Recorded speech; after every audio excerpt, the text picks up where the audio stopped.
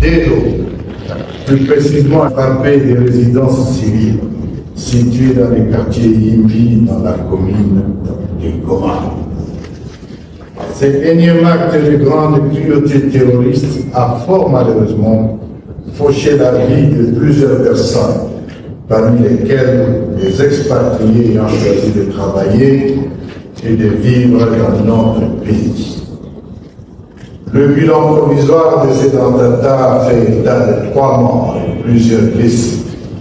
Parmi les victimes, il y a lieu de déplorer le décès de Mme Catherine Bisset, haut fonctionnaire international du Fonds des Nations Unies pour l'enfance, UNICEF des nationalités françaises.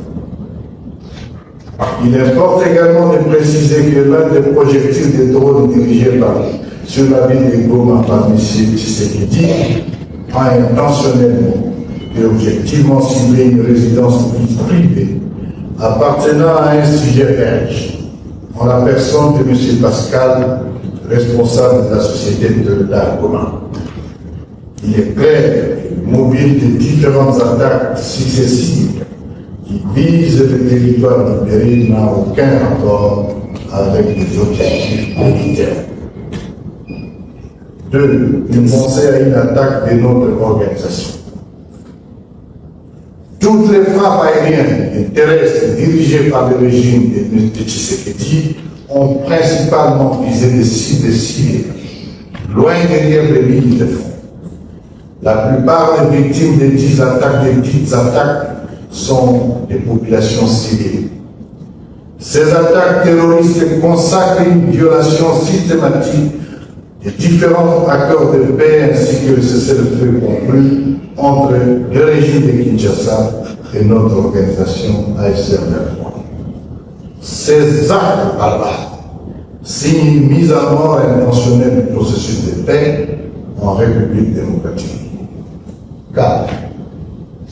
En fait, Kinshasa cible les membres du leadership de l'AFC-M23 ainsi que ceux de l'opposition politique. Il est indéniable que la plupart des attaques successives perpétrées par le régime de Kinshasa ces derniers mois visent particulièrement les hautes personnalités politiques et militaires qui forment le leadership de l'Alliance Fleuve Congo mouvement du 23 mars, AFC-M23, ainsi que toutes les autres personnalités politiques vivant en territoire libéré.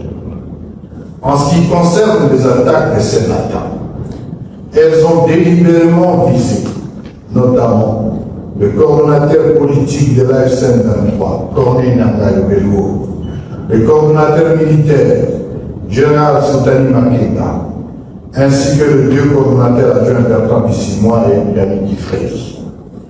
L'objectif dit de Kinshasa est bien entendu de décapiter d'une part la révolution et d'autre part l'opposition politique au régime, d'affaiblir ses principaux piliers politiques et sécuritaires et de forcer l'intensification d'une guerre régionale généralisée.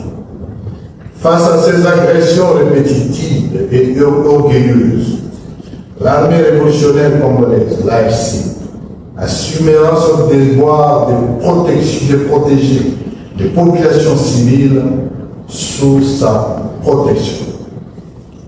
Toute escalade qui en résulterait relèvera de la responsabilité exclusive du régime de M.